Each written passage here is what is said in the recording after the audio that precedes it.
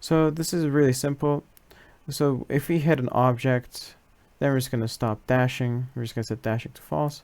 Actually, hold on. If that's the case, then I just want to check something. 6.5 hours later. Hello, welcome back to another Unreal Engine tutorial. Today I'll be showing you how to make the Doom Eternal dashes in Unreal Engine. So let's pop on into our project. Okay, so welcome to our beautiful world. There's a bit of eye rape at the left hand side corner because that's just printing out how many dashes we have, because for the life of me I cannot be bothered to make a UI for this, though you probably don't want that in your final game. Just maybe. So wait, let me just show you how this works. So we have 2 dashes remaining. When I press shift, I dash like that. There's a few things about it though, so it's just not like a simple move forward vector. Let's say I'm pressing A like this. I dash to the right, or if I'm pressing D, I'm going to the left. I go left like that. And so it is for S as well, like that. And another thing to consider whilst I'm not moving at all. So I just go forward automatically. So if I'm not pressing any key, I go forward automatically. And the last thing to consider about our dashes is holding the shift key, or like whatever your key is going to be for dashing, you'll just dash automatically. So there's this box in the way, but we dashed automatically like that. Okay, so let's see how that was done, shall we? So let's go to our first person character. So here is our dashing magic. Admittedly, there are a few things that we got to talk about, but we should be able to get through all of them in time. So the first thing we got to talk about is this input action that I call dashing. So how do we get this input action dashing? You're not going to get this normally. So what we're going to do is you're going to go to project settings. Then you're just going to want to go to input, and here you have axis mappings. So for action mappings, there it is. So you're going to have a bunch of action mappings like so. I have dashing here, so the way you can make your new one is just go here. This is new action mapping 1. I'll just call it, it's a feature, not a bug. And you can just assign this whatever key you want. So if you're using like a Xbox controller or whatever, then you can also assign it controllers, but since we're just going keyboard and mouse, we're just gonna use I don't know, B. I think you can also, yeah.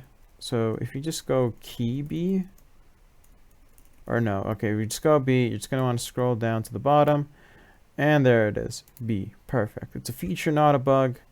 And yeah, for us, that just works. And then later, you can call it's a feature. Whoops. It's a feature, not a bug. Like that. So what we're going to want to do here is we're going to want to get promote the key for dashing into its own variables. The way you do that is you just click promote to a variable.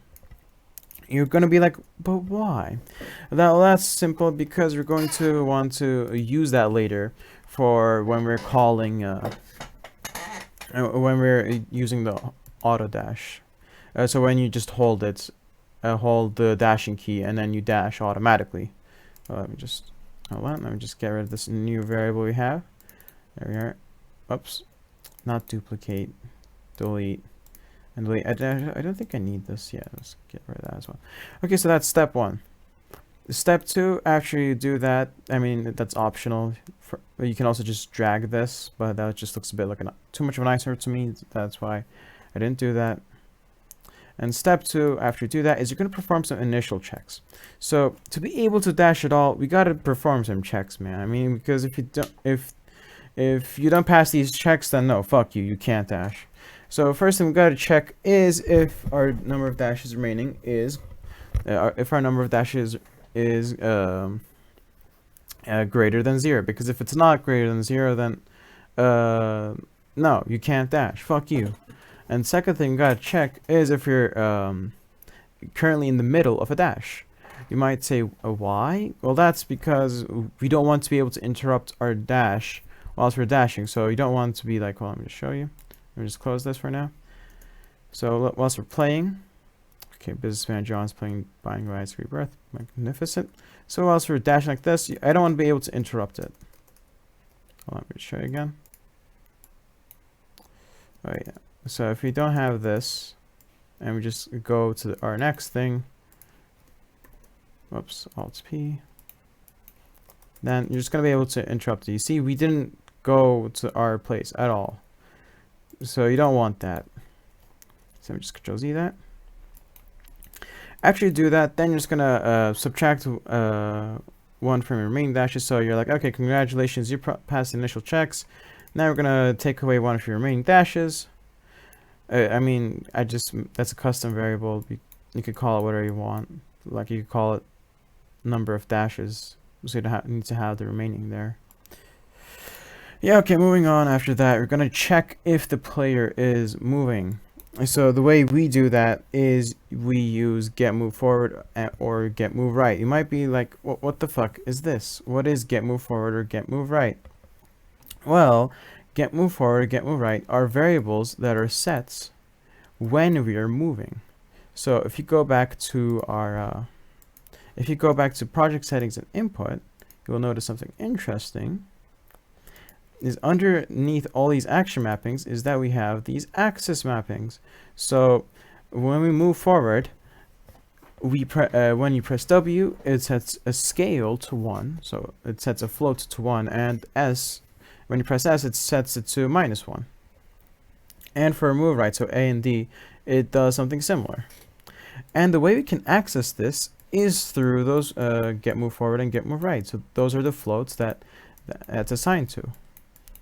So that's going to be our check for movement, because you can also use, where is it? You can also use this check player acceleration, but that can be kind of buggy because let's say you dash against like a wall, which I mean is a poor decision on the player's part, granted, but let's say you dash against a wall and your acceleration is basically 0, then what will happen is in the next dash, you will dash forward, because if then it'll perceive it as you're not moving. And remember, when you're not moving, we're just going to dash straight forward. So that can sometimes be a bit buggy. So I wouldn't recommend using that. But in case, if you think that's too much of an eyesore, I mean, hey, I don't blame you. So you're welcome to make that decision. And once we do that, so these are like for the movement dashes. So these are like moving dashes, you could call them. So we're going to first of all check, after we perform this check here, we're going to perform another check of if the move right float is 0. We're like, why? Because if it's 0, then that means we're using the get move forward. So we're pressing WRS. And if not, then that means get move right, pressing D or A. So that's why. So for dash forwards or backwards, we're first just going to get our forward vector, and we're going to multiply that by our move forward, because if it's 1, that means if our get move forward vector is 1, then our dash is going to go forward, which is what we want, because when you're pressing W, you want your dash to go forward. So you're just going to multiply that, and then because you want your line trace to, go some actual distance, you're just going to plug in a dashing distance there. Well, let me just check. Yeah, okay. Just gotta make sure. Because remember, I unplugged that before. If I didn't plug that back in, it would have been kind of buggy. So, all right, yeah. Moving on. We're just gonna multiply that by dashing distance, so your line trace actually goes a bit, because we're going to use our line trace to set the world location. That's gonna be like the main gist of our actual dash. And once you set that, before you go to the actual dash, you're just going to promote the out hit to a variable, because you're going to use this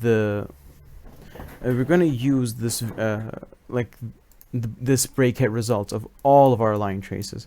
And because we don't want to do that 3 separate times or 3 separate instances, we're just going to promote this to a variable. So promote to variable, and then later on we're just going to be able to drag this, get, and split struct pin. So it's going to essentially be the same as this. Well, look at that. It will just save us a whole lot of time, and it'll just make this a whole lot simpler, so we're just going to go with that. So that's dash forward or backwards. Now dash left to right, it's going to be basically the same principle, but instead of using our forward vector for dash forward backward, we're just going to use our actor right vector, and we're just going to multiply this by get move right. And because we want our line trace to last a bit, to actually go some distance, we're just going to multiply this by a dashing distance float, which I have mine in 2000, but you can have whatever you want it to be. And once again, you're going to set your line trace properties. And so now we go to when you're not moving, like when you're not pressing W, A, S, or D, you still want to dash forward. So that's why we have the stationary dash. Actually, no, that's a fucking retarded name. How can you dash if you're standing still? Nah, we're gonna go with it. Okay, so the station dash, the way it works is gonna be pretty simple. We're gonna just get world location. So we're gonna just start our line trace from our world location. I'm going to multiply by the vector of our capsules forward vector multiplied by the dashing distance. So remember the way this is going to be. So this is the check if player is moving. So so this is false because the player is not moving. So we're just going to do the stationary dash, dumb name, but we'll just go with it. And then we have the two variants of the moving dash, if that doesn't make any sense, either dash forward or backwards. So here, to make this a bit clearer, let's just straighten that out a bit. Let's move that like so. Yeah, okay, and this is just going to be moving dash check. So once we check if the player is moving or not, then we're going to perform the moving dash check. And now we're going to go to the actual dash. So the actual dash. So in the actual dash, we have a timeline. You can, the way we make a timeline is pretty simple. We just add a timeline. And you can call your timeline whatever you want. But preferably it should be about something related to the topic at hand. So in our case, it's going to be about dashing. Now, as you can notice, I call mine Dashing Tim because this is one Dashing Tim. So once you have our timeline, you'll see there's a bunch of stuff here. So this is the Dashing Tim here. You might notice there's a bunch of stuff that is not in our timeline. So remember, to access it, you just double click. So what we're going to want to start out with is you're going to want to add a flow track. Now, I couldn't be bothered to change the name of this, but preferably you're going to want it to be about something, relevant to the topic at hand.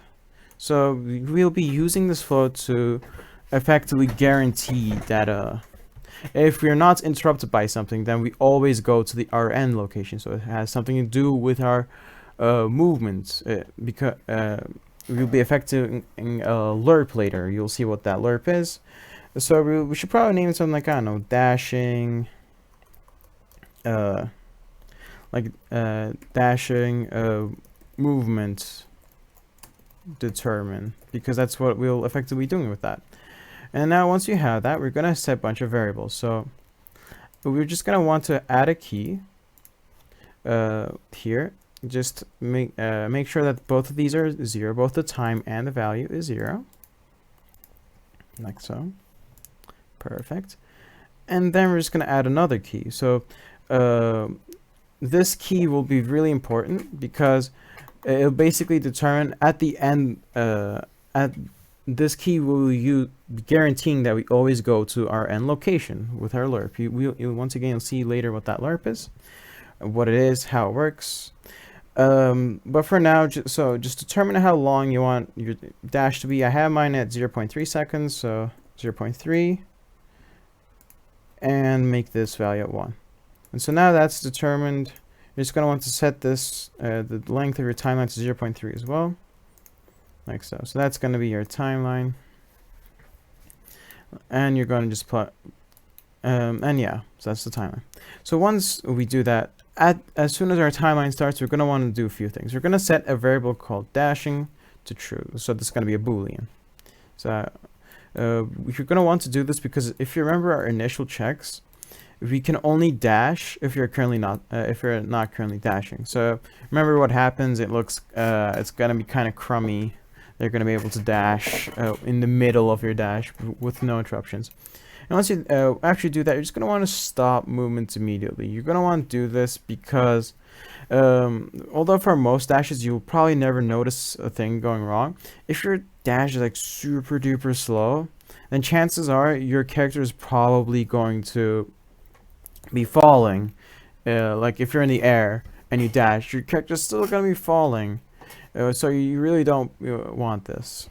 So you really don't want that. So that's why you're going to have stop movements immediately to stop the character from falling. And once we do that, we're going to set our roll location. So to set our roll location, if you remember a while back, we set the line trace properties of all three line traces. So that way we can just drag and drop that, get our line traces, and split struct pin. So we're going to want to use a lerp node here. So what's a lerp node? Great question. Let's look it up. Our lerp node says linearly interpolates between A and B based on alpha.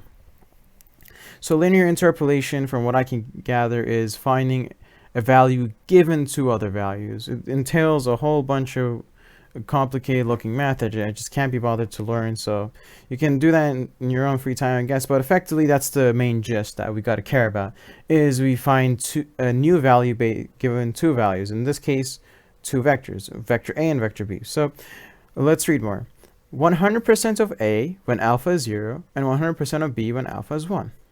So because we're using our lerp to set our location, think about this logically. Our vector A is our capsule's world location, and our vector B is the end of our line trace. So thinking about this, if our alpha were to be 0, then we will not be moving for shits, because our alpha is 0. So we're saying go to this location, our current world location, so you just wouldn't be moving at all. But if your alpha was 1, then you would just teleport to the end of your line trace. So that's why we have this. That's why we go from 0 to 1. So we effectively guarantee a consistent movement across the timeline. Because if you were to have, like, let's say an alpha of 0.1, then across different times, the distance will vary. So that's a bit although it's a bit weird to think about. If you were to have again a really slow dash, then you'll really notice this. Is that the closer you get to your destination, if you have a consistent alpha, then the slower you'll move. So because you don't want that, you're gonna want consistent movements. That's why we have this timeline. And I should probably name this to, what did I name this? Dashing move determine. Nah, that's fine. Who cares? Okay, so that's why we're gonna have that, like so. And set our location. Ooh, and this thing here. So this. Oh, by the way, we're effectively done with the main components of the dash. Yippee! So let me show you what this thing is. So this thing is, if you were to, let's see, have like a branch. Okay, so this is just gonna check if we have hit something. So. On our dashes, you might have noticed this, we hit something with that little square there.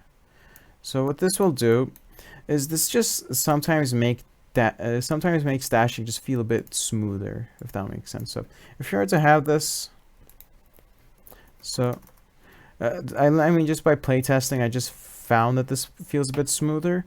So you might want to use this, but on one thing you should consider is that we are effectively stopping dashing early. So you might want to just change the dashing distance. You might want to add 100 because you're stopping dashing early by 100. So that's just going to be, it's just going to make dashing feel just smoother, I think. So, and you're going to feel this especially if you use slow motion. It just feels a whole lot smoother. So you can use this if you want. Personally, for me, just that slight feel of jank is fine because it's not too big a deal. So for me, that's fine. But if you want to use it, I just thought I should point that out. So another thing to look at, consider, think, speculate, conjure. Okay, well, I'm going to stop using incorrect synonyms now. Okay, so for this, we're going to want to have an on component hit capsule component, because think about it. If you hit an object, you're going to want to stop dashing. So the way we do that is we go to capsule component. So you can just click capsule component here and just click this one. For you, it's going to be like a plus probably. So let's just raise this. So click on here. On component, capsule component. It has spawned it there for some reason. That's fine. You just drop it back in. And there. Oh, let me show you, by the way, if you don't have this. So if you were to, like, let's say dash against the wall, let's go. You're gonna feel it, especially in slow motion, or if your dash is it's gonna take a while. So you dash against the wall. I'm spamming shifts, but nothing happened because the timeline wasn't over. We didn't cut the timeline. So okay, let's just dash against the wall, and now look at this. I'm spamming shift with all my mights. You see how it took some time? So that's why we have this now. Now that we have this, so let's just travel a bit. Immediately, it's just gonna feel a whole lot better. It feels like Batman. No, it doesn't. I just had to say that. All right, so now that we have that, perfect. Stop dashing when hitting an object. Now there is just like just very few more things to consider. We have the cooldown and recharging dashes. Cooling down and recharging dashes. So this is, I'll say this right off the bat, this is not probably how you should do it, but by the time I got to this stage of like making this, I was so fed up. I just could not be bothered to do it another way, but this is how you'll do it for the purpose of this tutorial. It should be fine also. So this is just going to be plugged into an event tick. And we're going to effectively check if our number of dashes remaining is less than 2. So we don't want to, you know, start a cooldown when our fucking dashes, when our dashes are already full. So if once they're not full, then we just have a simple delay of fucking 2 seconds. So if you don't know that, just delay. And just 2 seconds. Change the duration to 2 seconds. Yeah, if it doesn't, okay. And then you're gonna, this is going to be the main part is when it's in the air, because that's how Doom Eternal is. You can't recharge your dashes whilst you're in the air. No, you have to be on the ground. Fuck you, get back on the ground. So you can't cheese the platforming sections. Get back on the ground, Doomslayer. That's how Doom Eternal does it. So that's what we have as well. When in the air, which for some reason is called is falling. So the way you're going to get that is just search is falling, and if it's context sensitive, then you should just get this automatically. And is falling is basically is in the air. So if is in the air not, so if not in the air, then that means you're on the ground. So we're going to set the number of dashes remaining to 2, or whatever your variable is for dashes, to 2. And if it's false, then we're just going to make a wonderfully, beautifully named boolean of should instant recharge dashes when landing to true. It is a very literal name. I am not very good at naming things, but that should be fine. And then events on landed. Events on landed. As soon as you land, and remember, if this variable is true, if this boolean is true, then we're just gonna do basically this. So we're gonna set the number of dashes to 2, and we're just gonna set should instant recharge dash when landing to false. Okay, the reason why this is probably not the best way to do it for like your final ultimate best game ever is because if you're in the air for, let's say, 1.9 seconds and then you land, then this check is not going to be correct. So it's just going to like redo it, if that makes sense. You're gonna have to wait like another 2 seconds or something along the lines of that. So this is not the best way to do it from what I gathered, but if it is, then just go for it, I guess. So, and here, this is the last thing that we have to consider here. Then we're just gonna look at like 1 or 2 more things, and we're basically done. So here you have the auto dash. So remember, when you're holding shift or your dash key all the way back, remember this? Well, this is going to come into use now, our dashing key. So our dashing key, we're going to effectively check if you're if you have our input key timer. So if you're holding a key for more than 0.2 seconds, then we're just going to set a little delay. And then we're going to do this. So remember, this is a dashing key, or you can just also just do this, but that looks kind of lame to me. That's not the cool way kid. The cool way kid is having like 30 trillion variables, half of which you don't remember making. That's the cool thing to do. So just do that. And if you're holding it down for more than 0.2 seconds, you're going to want that delay. You're going to want that delay because if you don't have that delay, you're going to again notice this, particularly in slow motion, is it's going to feel kind of like shit. You might be like, well, gee, why? Because if you press shift, hold on, if you press, hold on, let me just refill our dashes. Or actually, this, you can also just feel this in normal game. Like, what the fuck was that? Well, what the fuck was that? That was just not good. Even though I turn like this, the game was like tough shit. You dash like that. So we kind of cheated there. You had to really do it really quick. So you see that? And that happened because we effectively do it immediately. Because as soon as we dash here, then we restart the cycle and then we dash there. But if we have that delay, then that's not going to happen. So effectively, this is just going to be like a little quality of life improvement. It's just going to make the game feel better. So that way it's just going to feel nicer. So let's enter dash. There we go. It feels a whole lot better. So the player doesn't have to have like lightning fast reflexes to do that, to pull that off. So that they just don't dash into the same location twice. Okay, so that is the main dashing magic done. There's a few more things to look at, and then we are done. So the input axis move forward. This is effectively the movement of our game. We don't want to be moving when we're dashing, so you're just going to make a very simple branch node. Just ignore this is climbing. Just plug this in and add move, and then just do that. Just leave that be, but just put this branch in front of it. So we're just going to check if dashing is false.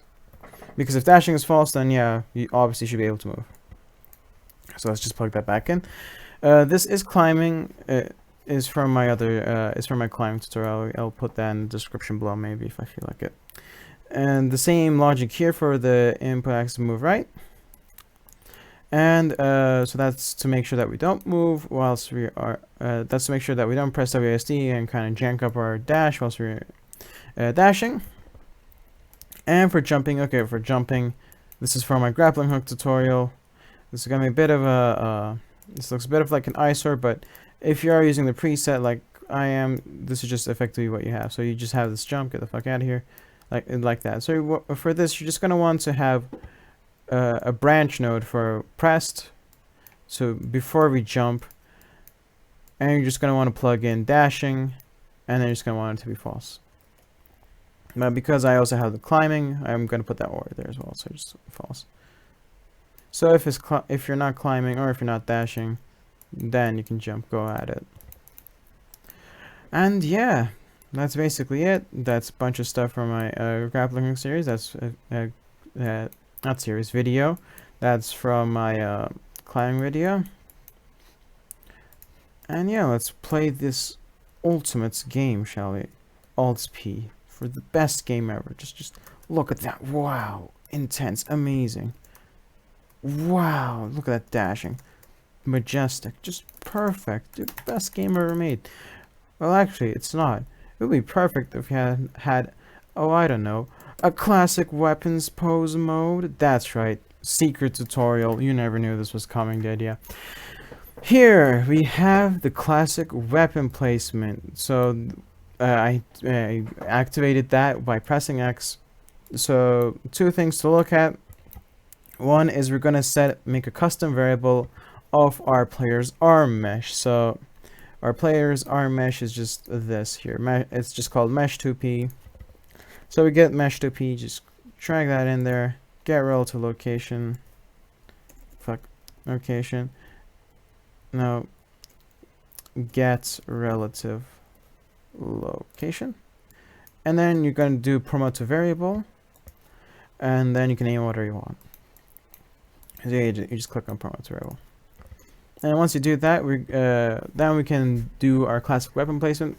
So whenever you press X, or you can once again do the cool kids way of going here, edit project settings, input, and then have the classic weapons placement, action mapping, but I can't be bothered to do that, even though I went all the way there. We're just gonna have a flip-flop node, so that way we don't have to have like an extra variable, even though I said a couple minutes ago having like thousands of variables, which you don't remember that you made, is the cool thing to do. Pretend I never said that. So effectively, we're just going to subtract 10 from the y-axis. I mean, for you, it might be a bit different. Like, I know your setup, man, so you're just going to have to experiment there. And that should just center our weapon a bit more. And then once we do that, we're going to use a flip-flop so that we go back to our original arms location. So we're just dragging our arms location. And to make this, you just go break vector, and then make vector. And then you go minus flow there, and then so on and so forth. And then you can just drag and drop that, but we are not going to be using this, so it's fine. So yeah, I think that's it.